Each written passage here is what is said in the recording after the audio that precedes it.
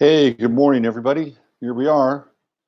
It's Monday, the 21st of January, and we are on the other side of an eclipse, which we're going to talk about today, and a few other things as well. And going to have a nice, crisp, beady, beady, beady, beady, bang, bang, bang show for you. Really good show.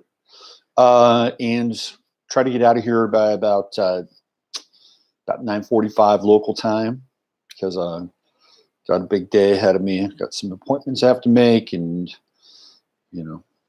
accommodate the other aspects of this life. What's going on, Maury? How are you today? Nice to see you in there, man. Nice to have the chat back. I can see the chat today. I was banned from my own chat for a day on this channel. How crazy is that? Last week, of course, after we were graced with the presence of Cat Girl, the chat went blank.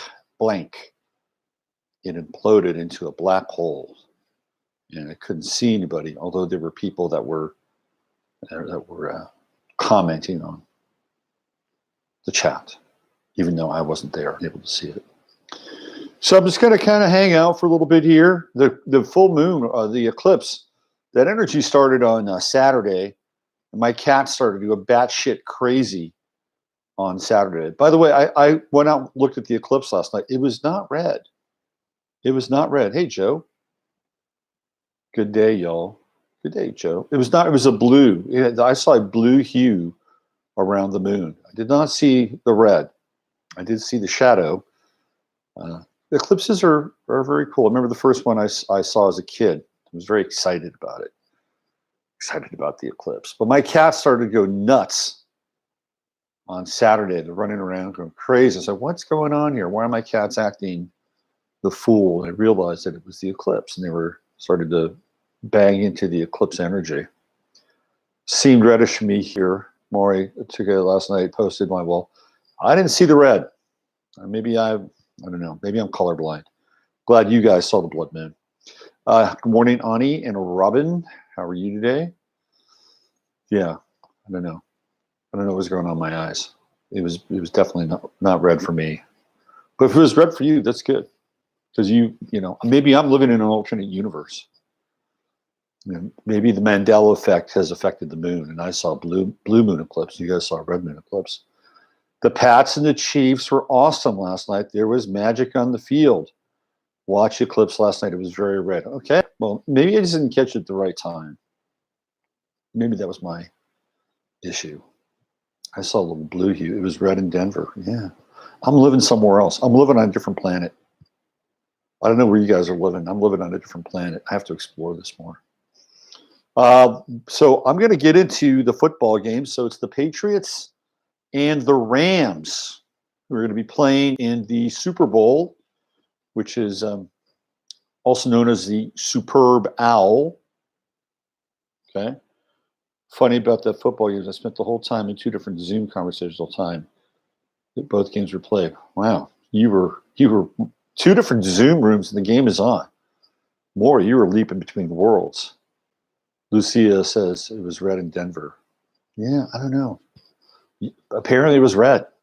For me, it wasn't. I saw a blue hue around them. Maybe it's my eyes. Could be. I did have them checked last week.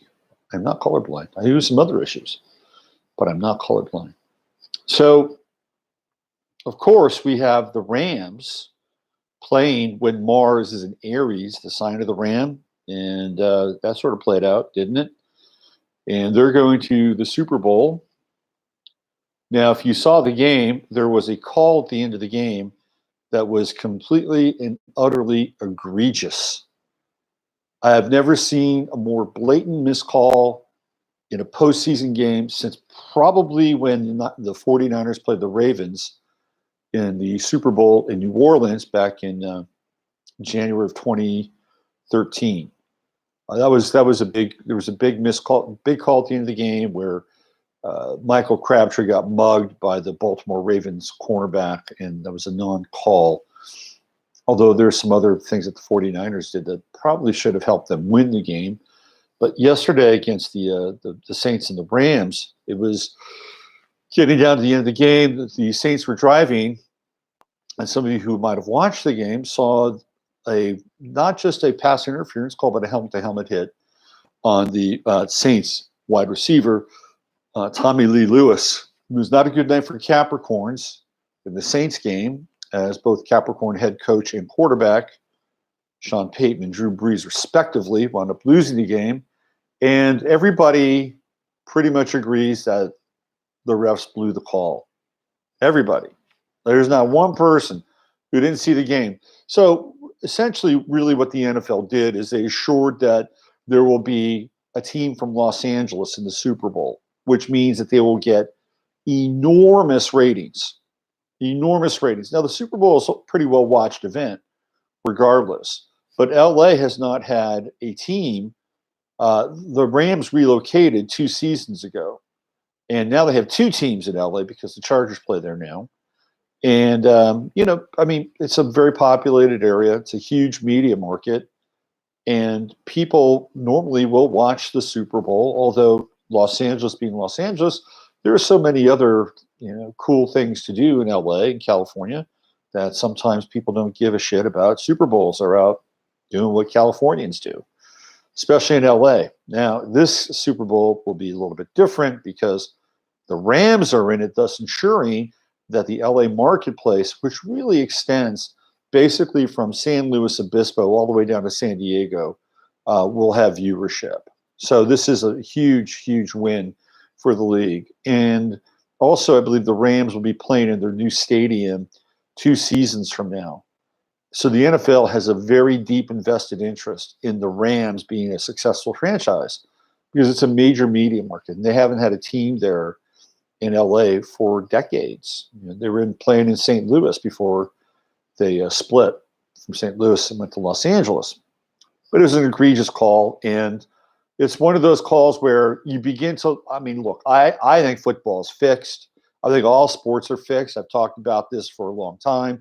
Yes, you can root for them, but you better be ready to, just look at the results and say, yep, wrestling, big time wrestling, WWE, WWF wrestling, because that's what happens. And I used to have a guy who wrote a book about it's called The Fix Is In. And I used to have him on my show every now and then. And we talked about it. One of the things that he uncovered was that on the back of a ticket for all sports, it says the purchase of this ticket is for entertainment purposes only. So once they when you buy that ticket, you are making a fiduciary and contractual agreement with the teams and the league that is representing the teams. When you walk past that turnstile into the stadium, you are having an experience that is determined potentially by those teams and that league. It is for entertainment value only. And that's the definition of it. They can do anything they want with it. Right? It is not for competition value. It is the language does not spell that out. And the people that run these things are very big when it comes to language. So we've seen a number of events where, I could just go through my head and give you at least half a dozen right at the top of my head. So last night's game was the fix in. I'd say so. I would definitely say so. I would say that, and it's all in the moment, right? The referees, they're on their headsets. They're talking to New York. New York is basically sort of the brain, right? It is the brain of the event. So, they're probably getting, signals because they're all in headsets. Like, okay, here we go. Lay off the flags. We've got to level the playing field here. Make sure. They could couch it in language that is very non-specific in a lot of ways, but yet be very directed in how they want to basically engineer an outcome or get close to engineering an outcome for a game. And clearly last night, that was the case. And I've seen games where there is a penalty and they're walking around and they'll talk, right? They'll talk and then they'll pick the flag up. Or there won't be a penalty and they'll come back and they'll talk and they'll say, after further discussion, the receiver had been interfered with. Boom. I've seen that. I've seen it more about the flags being pulled than actually being distributed, but I've seen plays get distributed too. The 1919 Black Sox. So that was the players, Maury. The Black Sox were the players who were throwing the games. I believe in the case of the leagues throw the games, and sometimes the players are in on it, and they're players, right? They're actors in a lot of ways. Are the coaches and players in on the fix? I think ultimately what happens is that the coaches and the players are instructed that there is a component to the game that the league will determine at any given point in the game. And I'll bet you that language is standard. Well, maybe it's not standard. Maybe it is implied. But I would bet that there's a boilerplate, because we never see these contracts that the players and the coaches sign. We don't see them. But I'm sure that there is boilerplate language inside the contract that a player and a coach agrees to. Right? It's all part of the boilerplate. It's kind of the league mandated stuff inside of a contract. There's going to be team mandated and league mandated. Now, the players, with the negotiations of the players union, the coaches don't have a union. It's just the players. So my sense is that there's probably language that is couched in there that basically says that the league has kind of ultimate power say. And then there is the conversations that take place in and amongst the players and the coaches. And I think that there's probably a lot more kind of knowing and winking going on. And they know that sometimes, the league is like, the fates, the Greek fates. And sometimes the fates will swing in their favor and sometimes they won't. It's a kind of a Greek tragicomedy, right? Or Greek drama, or Greek heroic epic where the hand of Zeus will come in at the end and determine. So these are all probably based on Grecian models in some ways anyway, right? The league is Zeus. So we have what I think is really a game altering call. Now, part of what I'm going to talk about today is the coach for the Rams, Sean McVay. And I'm going to talk about him. I'm going to talk about his significance, and I'm going to talk about Sean McVay's an Aquarius.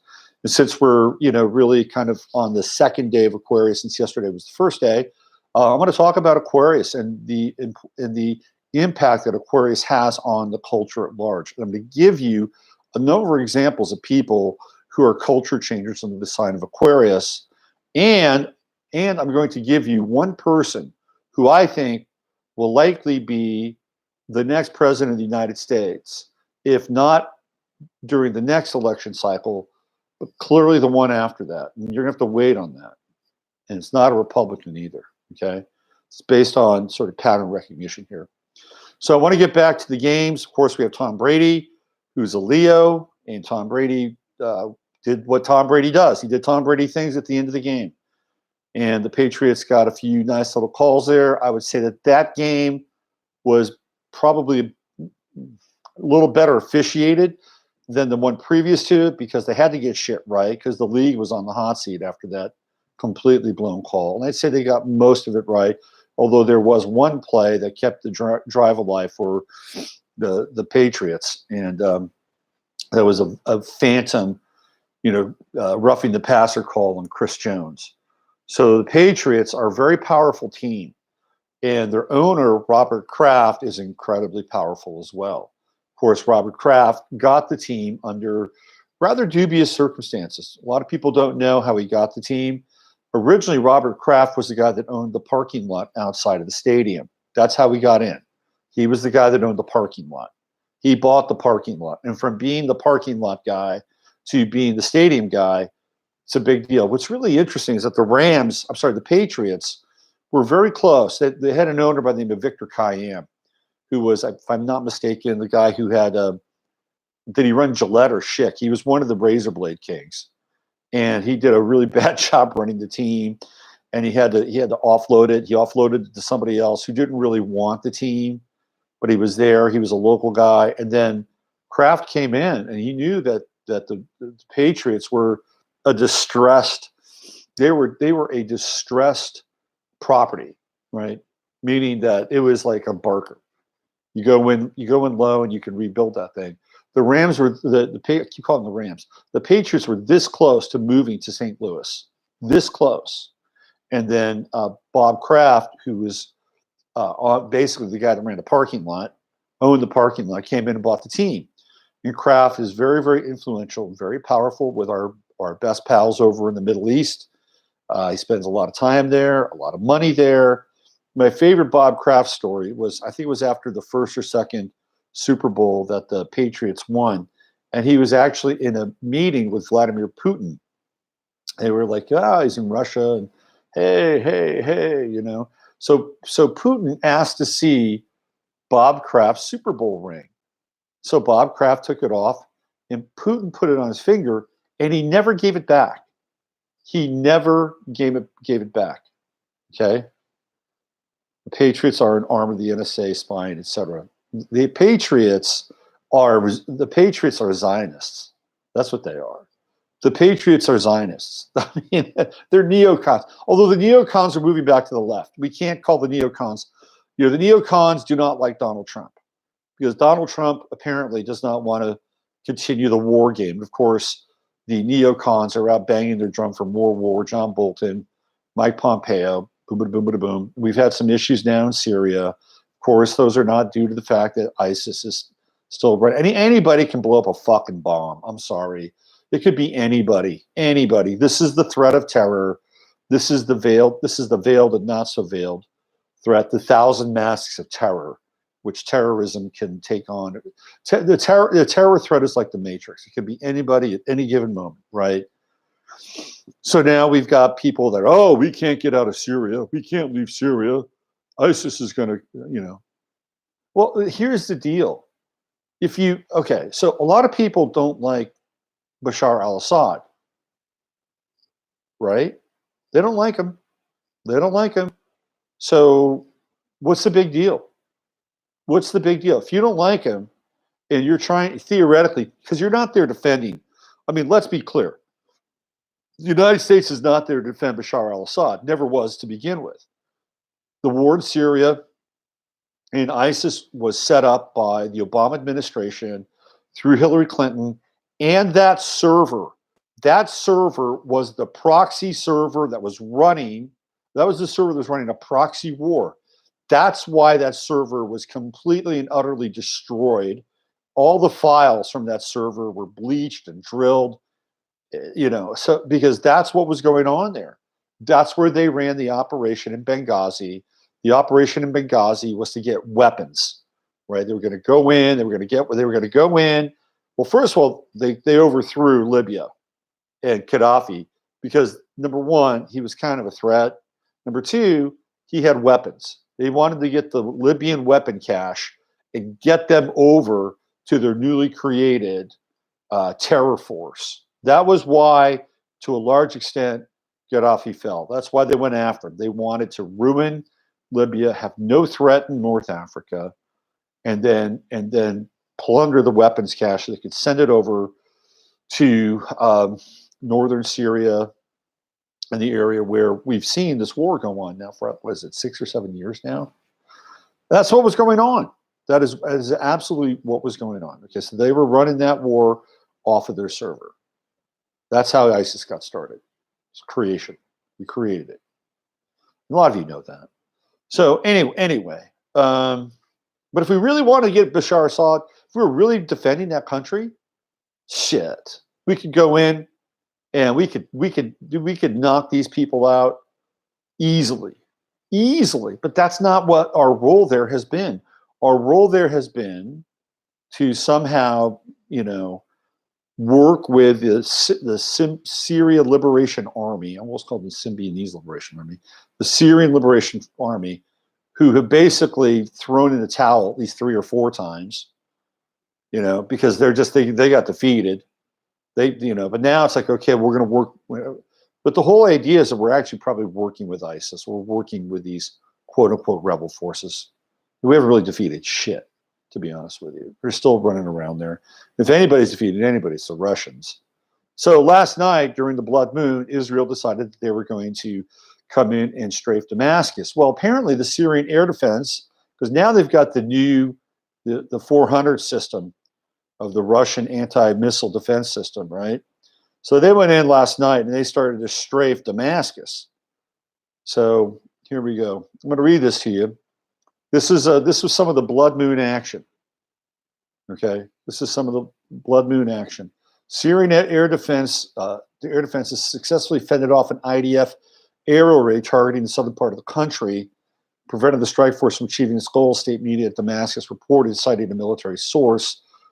The Syrian air defense system thwarted an Israeli aggression, prevented it from achieving any of its goals. The military source told state-run news agency SANA. The military, however, stated that they intercepted a rocket which was launched at the northern Golan Heights. The IDF didn't specify where the rocket came from. Israel's repeatedly carried out bombing raids into Syria in an effort to fight supposed Iranian proxies, which Tel Aviv says endangers national security. Not all airstrikes and raids reported by Damascus were subsequently confirmed or acknowledged by Syria.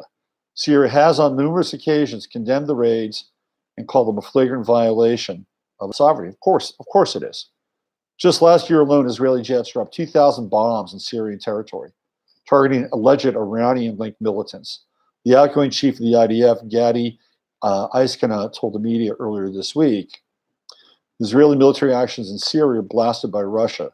Officials in Moscow said the provocative Israeli raids endanger civilian flights and accused the IDF of using a Russian aircraft as cover for its planes during an incursion to Syria. That happened last year, earlier in the year.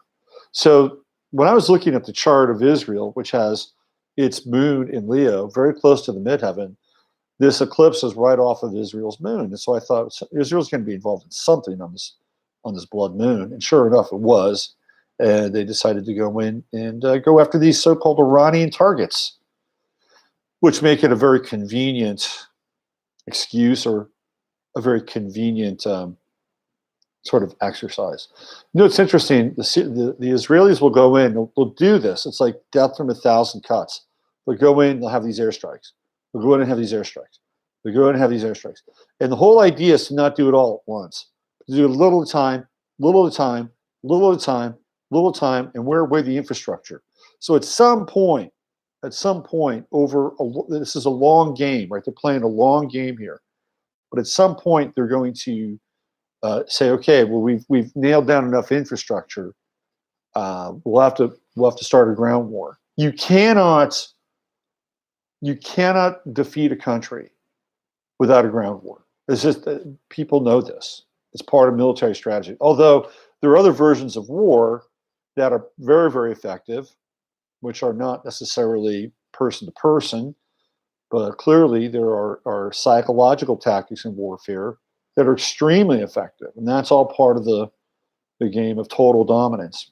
But if the Syrians or the Israelis want to ultimately capture Syria, get Assad out of there, get somebody new in to run the government, who I think, if I'm not mistaken, would be the king of Jordan. That's the guy that they've targeted. Then they're going to have to get in on the ground. And they're not the best ground fighters. You would think that they would, because everybody goes through IDF training and they're a military culture. But they went into Lebanon and they got their asses kicked on the ground in Lebanon. And this was a few years back. And they figured that out. They're like, okay, well, we don't want to lose a ground war. So they're not making theoretically the same mistake twice. Anyway, I just wanted to share this with you because there was clearly some blood moon action happening on that chart last night, and I thought it was going to get worse, but it was, again, one of these sorties that the Israelis carry out over these sort of extended periods of time. They may wait another 10 days, 12 days, 3 weeks, and do the same thing again. They don't wait too long, because they don't want the Syrians to build their stuff up again. They don't want them to rebuild their infrastructure. So we did have some of that yesterday. We had the meeting, or not the meeting, but the address by Trump. It was on Saturday. Some people thought he was going to go full Monty and go all in on a state of emergency. That did not occur. What Trump did do is he went public and basically said, we're going to give you everything you want when it comes to DACA, but we want the wall. And the Democrats did not cooperate. They didn't cooperate. They said, no, no, no, no again. So now this is everything that Democrats would have wanted, which was a path to full-time citizenship and all those things that are associated with it. But then there was going to be this other piece known as the wall or the barrier that they'd have to sign off on, but they didn't do it. So now they've gone full left. They've gone full left. So here's what the Democratic Party has done.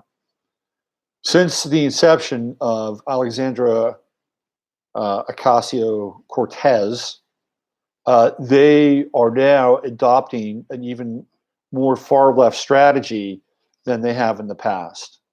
And they're not really coming out and saying it, but they're basically, again, reformulating their ideological stance. So this is that they're in alignment with, because they don't want Cortez to be the person that is going to steal their thunder.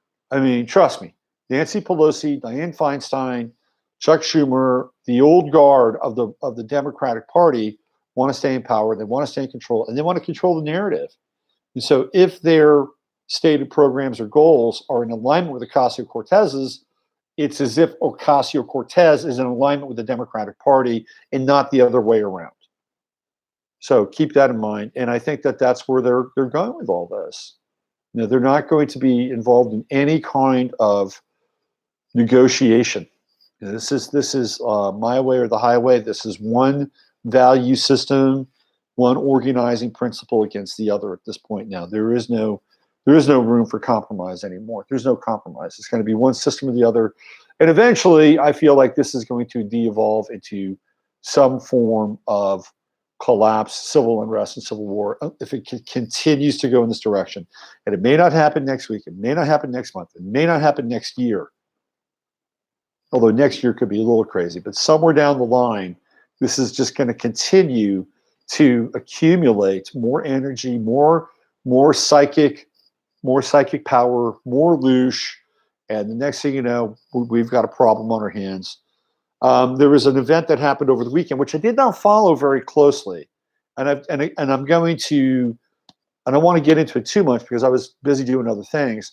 But apparently, there was some kid wearing a MAGA hat, some guy who was the Native American activist, and the tweet storm was the MAGA kid was showing massive disrespect to this Native American dude who was a veteran. And then upon further review, the tail of the tape said that there was something else going on, that the Native American guy was doing something different, the kid was doing something different. There was such a rush to judgment because that's where we are at this point. And by the way, the guy who's the Native American guy, he was in a Skrillex video. If you know Skrillex, he's a DJ, he's an EDM DJ. So this guy is like an actor. He's got a profile. Okay, he's just not somebody. He's connected. I think he's like 50 years old or something like that. So he's in the system.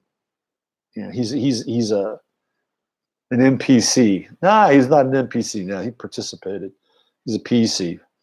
But I guess they flipped the switch on him. So, but here the download to that is that we are in a time where there is such a rush to judgment. And I'm going to tell you right now, the fuel and the fire is being stoked continually to create animosity towards anybody who is even moderately on the right. Moderately, you know, white. If you look white, you look right. You're in the crosshairs now. Okay. So in order to get yourself out of the crosshairs, you have to go out of your way to denounce either your skin tone, your European heritage, your politics, because you want to be safe. You got to do everything in your power to bow down to these forces who it seems like now every day there's more of a concerted effort to make a very generalized statement about who the good guys are and who the bad guys are. And we know who they believe the bad guys to be. All right. So with that, I got to check in with you guys in the chat room. Hey, what's going on, Luann? Actor already sounds like a psyop. Yes. There was a story just about Israeli jets killing half a dozen Syrian army personnel. That's right. Cortez agenda thought that they could trump the real deal. Roberto Sanchez, story statesman, producer. Hey, it's Suze. Hi, Suze. Rush to judgment. No, people are looking for circumstances to spin without judgment. Perception is reality. Absolutely. Absolutely. Rush to judgment. But they want to judge, right? They want to make that judgment quickly and then spin it very, very quickly. Because we live in a time now where perception is reality. It's exactly what Paul S. says. Perception is reality. So it's like what happened with Trump and Cohen. BuzzFeed says Trump told Cohen to do X, Y, and Z, and all of a sudden becomes, the gospel, the word, the truth. And it's not. Apparently, according to Mueller, it's like, hold on a second, you better back off of that. Now they're standing by their sources. But this is the world we live in now. We just live in a 24/7 news cycle, and when something is shown to be different or shown to be contrary to what we're being shown, it doesn't matter. People just move on. It's like, fuck it, we're moving on. We're moving on to the next accusation. We're moving on to the next characterization. We're moving on to the next generalization. Bottom line, this is what's happened now. And if you have any investment in truth being validated in the mainstream media or in the general population, the theater of the matrix, forget about it. Forget about it. Even if it is, it doesn't really matter that much, right? So where it's got to matter is right there with you. That's where it's got to matter. Okay, so I wanted to talk about, I'm going to shift gears here. Okay, I'm going to shift gears because I was thinking about this guy. This is where I'm going to give you a little astrology, and then I'm going to give you who I think will be the next president for the Democratic Party. He will be a Democrat. And this guy, and I'm not saying that I'm endorsing this person. I'm just noticing a pattern. But this person will change the socioeconomic structure of this country. And I'm going to get to it. I'm going to work up to it. All right. So I was watching the Rams and the Saints game last night. And the Rams have a very young coach named Sean McVay, who just turned, I think he's just turned, 33 years old? 33 years, no, it's not Beto. No, it's not Beto. Sean McVay just turned 33 years old. And Sean McVay has coached the Rams now for 2 seasons, and he's got them in the Super Bowl.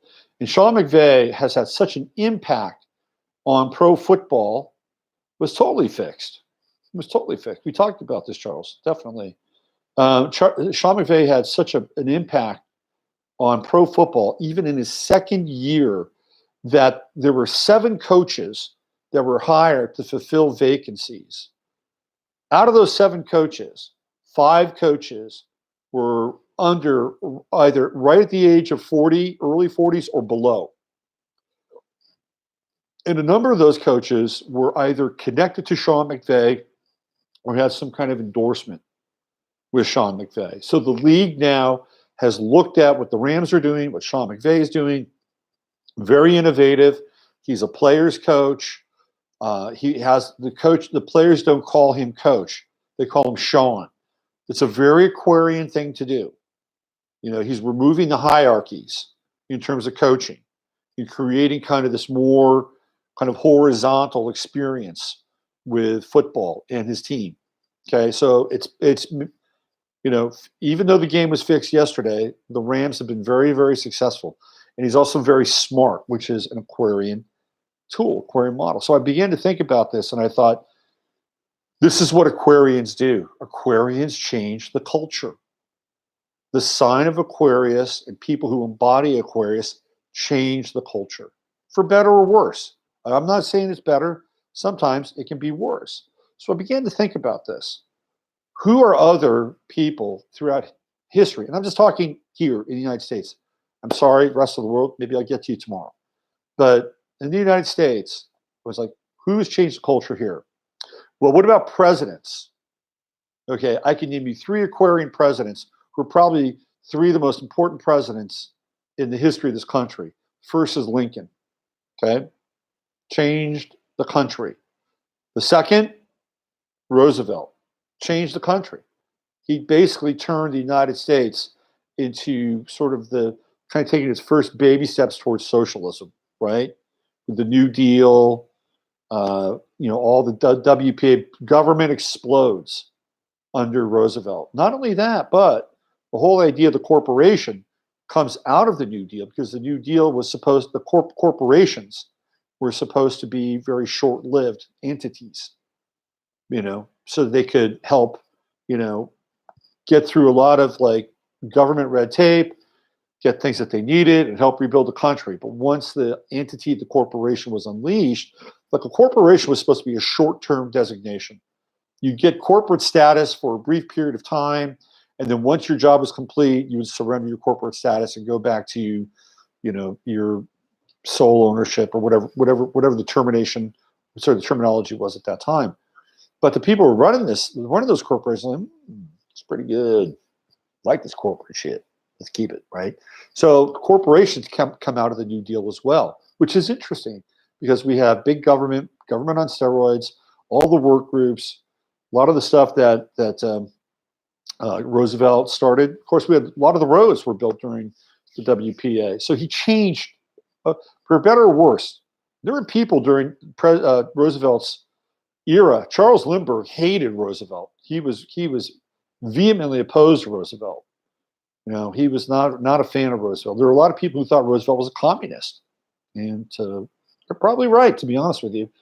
But he changes America in a big way. The third Aquarian president is Ronald Reagan.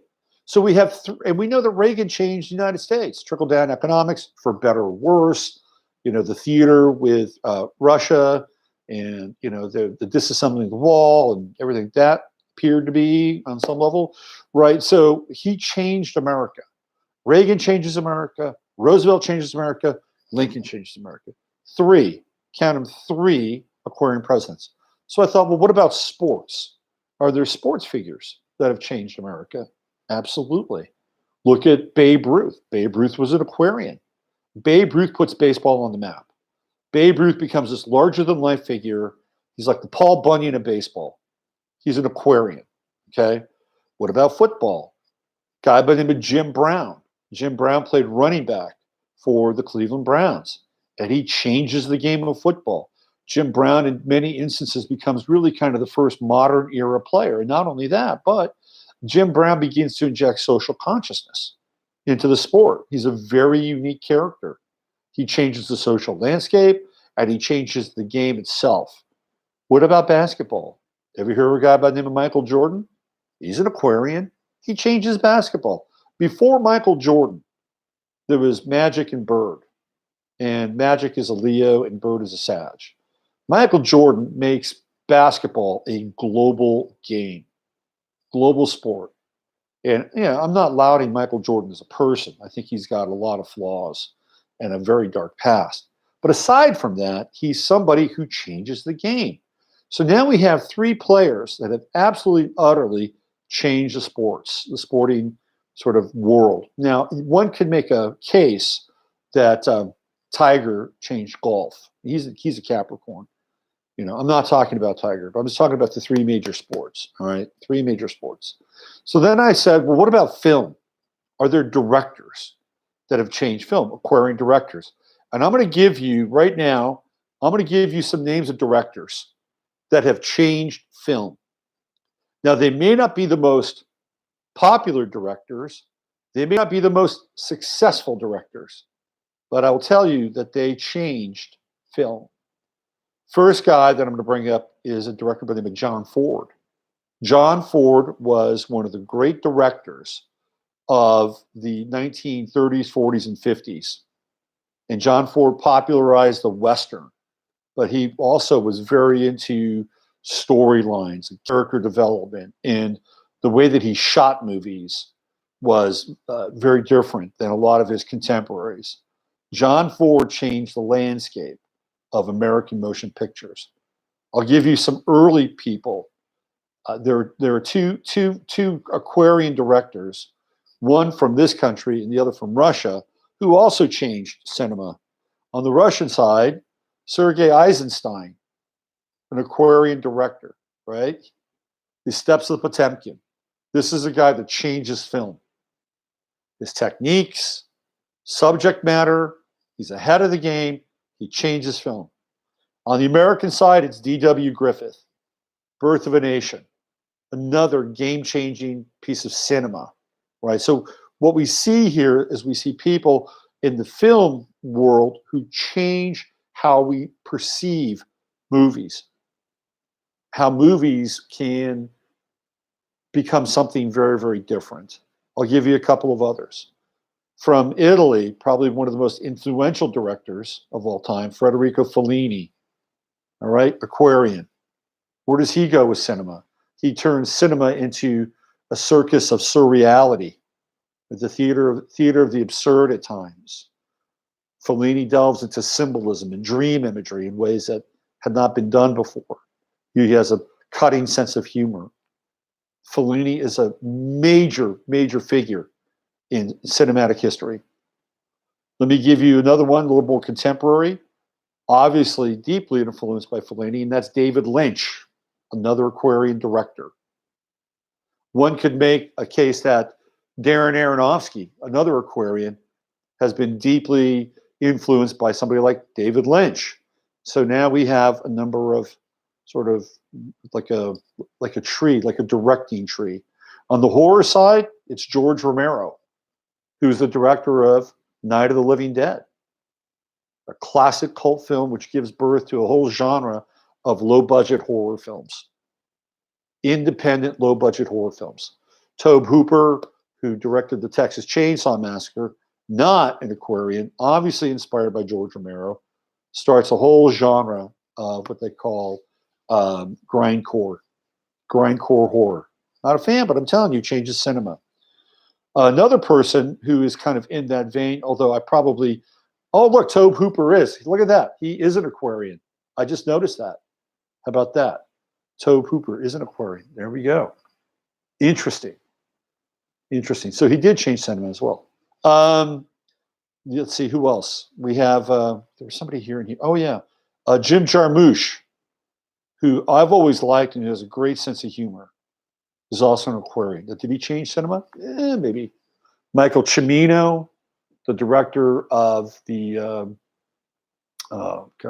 Days of Heaven, which was a complete bomb. But the Deer Hunter, see, I thought the Deer Hunter was another kind of game-changing operatic look at the culture, the Pennsylvania culture, the Polish Pennsylvania culture, juxtaposed with the horrors of war in Vietnam.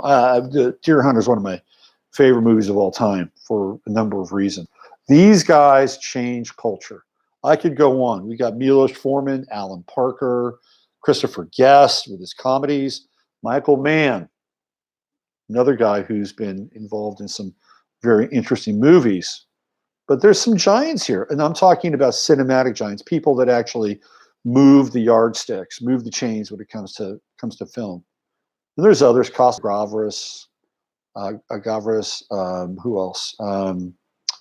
Zeffirelli, another Aquarian. So some major players here, major players.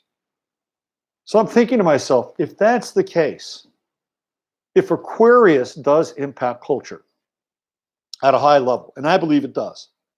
I mean, I've just shown you in sports with the Sean McVay effect, in directing. I'm sure if I spent some time in music, I could get into the Aquarian side of the music business.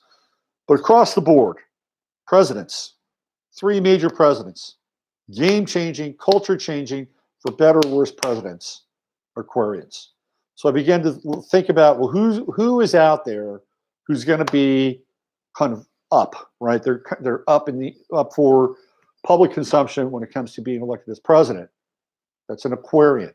Now, I'm going to tell you right now that Kamala Harris, Beto O'Rourke, Alexandria Ocasio-Cortez, they're all Libras. They are all Libras, which in a lot of ways makes sense. They're not game changers. They're not culture changers. In the case of Beto O'Rourke, he's a Libra male. You know, people like him. He's got that kind of soft Libra male kind of. I call Beto has soft charisma. right? He has charisma with undefined edges. That's Beto O'Rourke's. He's charming. He runs. Beto O'Rourke runs on the fumes of grace. That's it. He's a little clumsy, but he runs on the fumes of grace. There's no substance there at all. None. But he's got that kind of Libran thing going on. Libras can be very charming. Ocasio-Cortez, of course, she's a Libra. She's got that Sun-Mars conjunction, which gives her Libra energy, a very Aries kind of feel. So she's a Libra that's got, that's packing. She's a packing Libra. And then Kamala Harris is right at the edge of Libra. Kamala Harris is around 28 degrees Libra. She's leaning into Scorpio, but these people are not presidential, and they're not going to move the sticks, as they say in football. Liz Warren, she's a sun in Cancer with Uranus conjunct her sun, kind of Aquarian, but it's a different dynamic. People with a Sun-Uranus conjunction are working on the model. People who are straight Aquarians are the model, okay?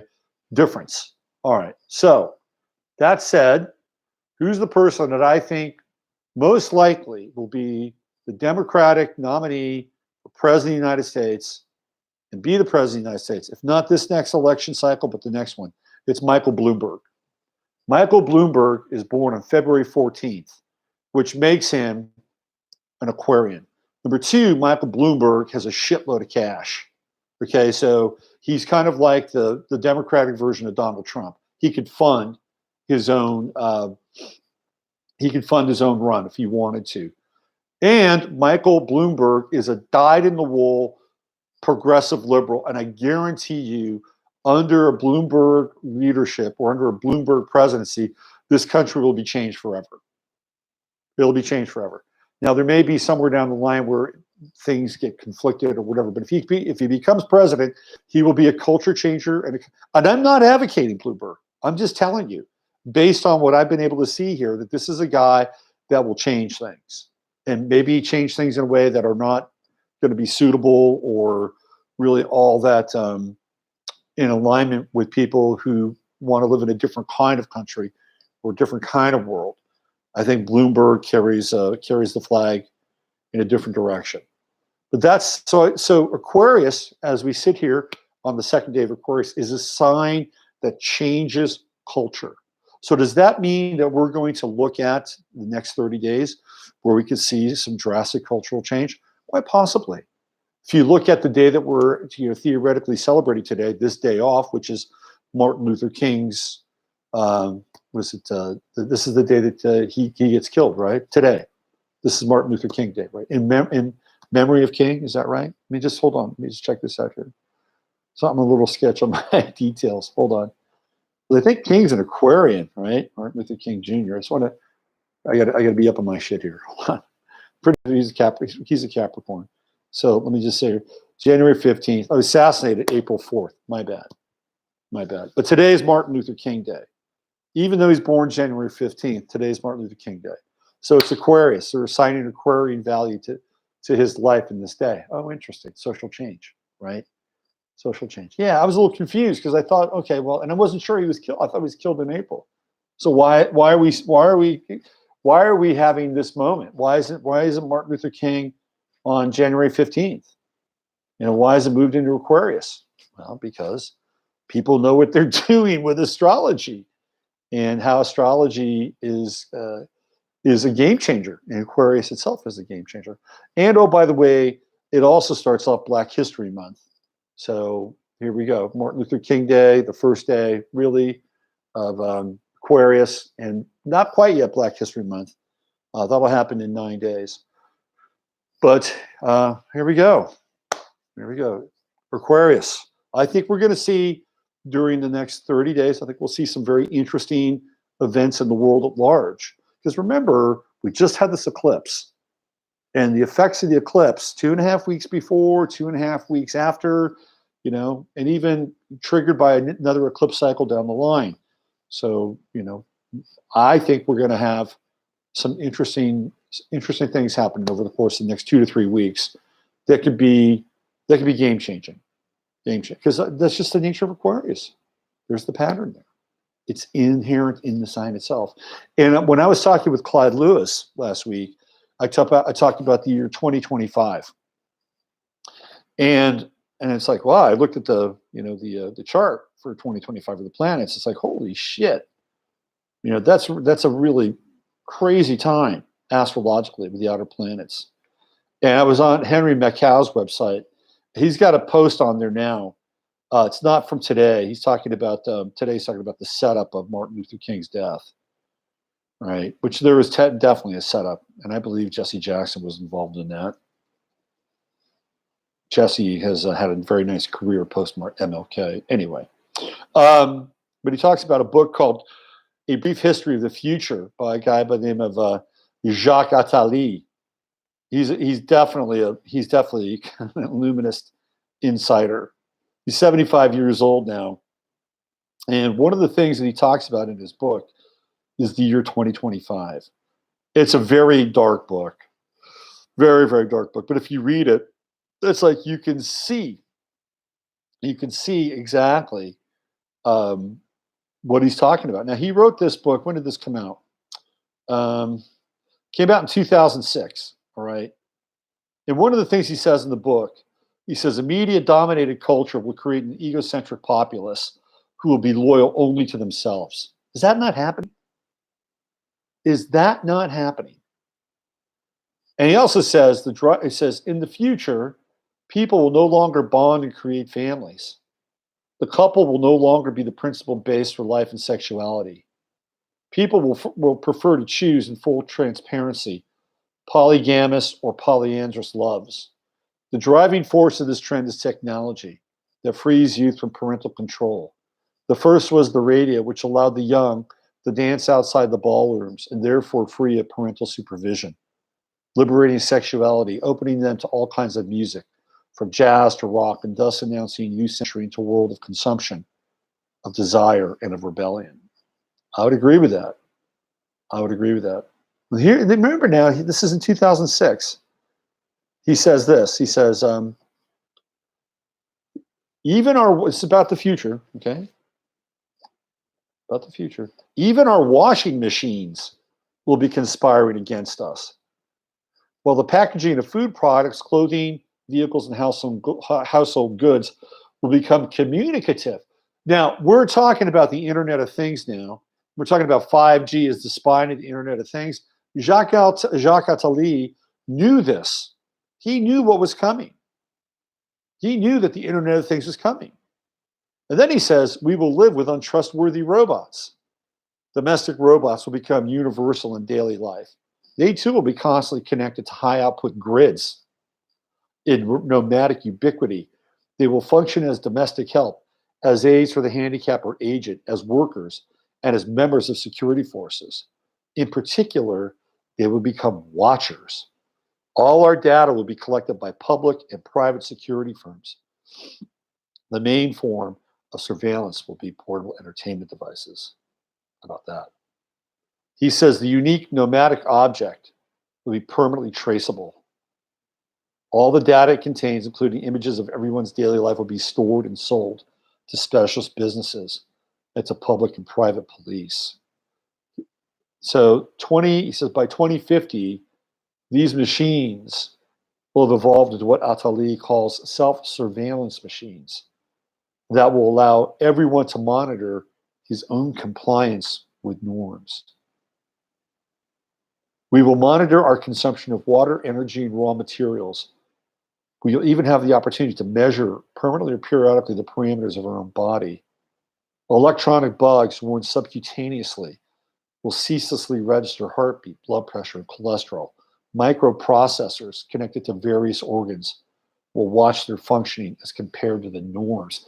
That's how drilled down the surveillance states will be, according to Attali. That everything, every single aspect, not just from an external perspective, but from an internal perspective, will be monitored. And so this is what he says here. Living insecure and chaotic lives will be dependent on insurance companies for security. These companies will make sure their clients conform to norms to minimize risks. They will gradually come to dictate planetary norms, what to eat, what to know, how to drive, how to protect oneself, how to consume, how to produce. These companies will be ruthless. They will penalize smokers, drinkers, the obese, the unemployable, the inadequately protected, the aggressive, the careless, the clumsy, the absent-minded, the spendthrift. Ignorance, exposure to risks, wasting, and vulnerability will be considered diseases. Prisons will be gradually replaced by long-distance surveillance of a person under house arrest. This is where he says, the dollar will remain dominant until at least 2025. That's the year, 2025. 2025 is when everything just goes like this. It's the continental shelf, right? Like that. When foreign backers will start abandoning it, and the credit pyramid based on the value of American housing will collapse. The U.S. will then start disintegrating with violence and chaos ensuing. Al-Tali states, it will not be tomorrow's Africa that will one day resemble today's West.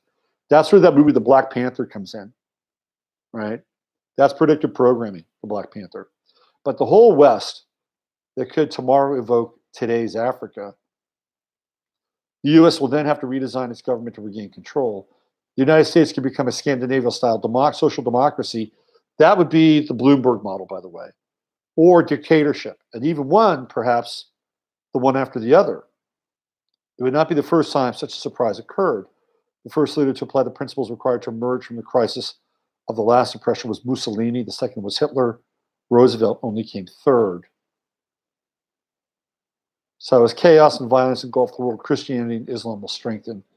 The Bible Belt region in the southern U.S. will mobilize and could dominate U.S. politics. The United States could then, around 2040, fall prey to a theocratic temptation. This is where the dominionists come into play. And this is where that movie, The Handmaid's Tale, actually begins to kind of emerge into the consciousness. Explicit or implicit in the shape of theocratic isolationism, in which democracy would be no more than a shadowy presence. The Christian movement could be used in a war against mobilized Islam, which would presumably weaken and discredit both religions. An international Christian alliance could well form alliances here and there with secular pirates and traffickers in arms, women and drugs. The alliance will stand face to face against Islam, and struggle will be relentless. They will defend Christians in countries where they are a minority, as in Lebanon, Iraq, and Syria. Before the end of the century, the U.S. will be disintegrated and under the authority of a collectivist world government. So that's Jacques Attali's vision of the world. And he put this together in 2006, some of which is really starting to come to manifestation. It is a dark Aquarian vision of the world that ultimately kind of aligns in some ways with Pike. Pike's vision, of course, Pike being General Pike, who is the known to be the founder of the Ku Klux Klan, a 33rd degree Mason, beyond 33rd degree. Pike spoke like 6 languages. He was a very influential, very powerful, ruthless character whose statue to this day is still standing in Washington, D.C., even though he is the founder of the KKK. Nobody's going to take that down. No hue and cry to remove that statue. That is the dark version of the Aquarian age. This is what Jacques Attali is referring to. So there's an Aquarian spin here. Total Aquarian. I wonder what sign he is. I haven't looked that up. Let's do that real time. It's always fun. It's just so... hold on a second. It's always so inspiring to talk about dystopian potential dystopian realities. Let's see, what do we got? He's a Scorpio. He was born in Algeria. And he has 2 children. How about that? I bring it up because it's an important notion or concept to understand. Not to disempower you, not to think that the future is completely written and in stone. I don't necessarily believe that. I believe that we live in a multiverse and we can displace realities. But in order to do that, we have to come into contact with our spiritual nature and the things that we can do that are inherently in us that separate us from Well, not just the animals, because the animals are there. I like the animals. I think the animals have a special place in our lives, and maybe we can incorporate more of their traits actually to kind of unlock some of these things. But it separates us. It separates us, and I think from and I haven't been all over the universe, but I think it separates us from a lot of other species in the universe. And the fact that we live in such high density, heavy density, and at the same time have the potential to create deep, profound, dramatic change in our lives. We're capable of magic if we were aligned in the right way. So that's my vision of the Aquarian world. A bunch of switched on, turned on people who can take responsibility for their lives, be innovative, be creative, be really kind of individualistic, but connected with a node or network of nodes with other individuals that are all switched on. That's my version of it. That's my vision of it. And I'll hold that vision. Let's check in with you guys in the chat room. Let's see. We have Desert Wolf. Republicans are red. Democrats are blue, but these parties are controlled by the Jew. Here we go. Hi, Desert Wolf. Here we go. What else do we have here? Revelation. And I know blasphemy are Jews. Okay. Here we go. What else do we have? We got Edgardo. I think at some point the planet Earth will bifurcate. I agree. I agree. I believe that we're gonna bifurcate. And there's going to be two. It's already starting to happen.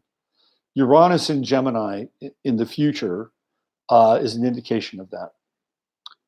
Okay, I think that's it. I think we're done. Okay, I think we are done.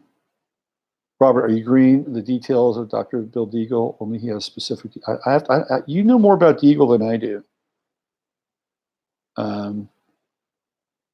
Let's see, what else do we have here? Boy, let's see.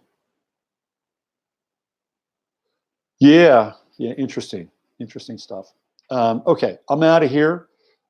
Use your head to discern what's real, your heart to step what's possible. I'm Robert Phoenix, and have a great day. I'll be back tomorrow, and keep that Aquarian dream alive in your own life. Ciao, ciao.